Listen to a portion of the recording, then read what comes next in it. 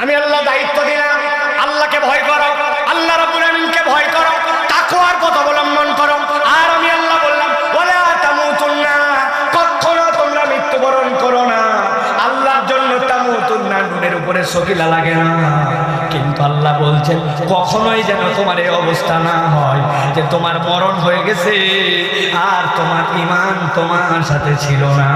আল্লাহ রাব্বুল আমিন বলছেন তোমার দায়িত্ব দিলাম, ঈমান আনার পরে ওই ঈমানের দাবিতে মুসলমান হয়ে তুমি আল্লাহ রাব্বুল আলামিনের কাছে শহীদ হও।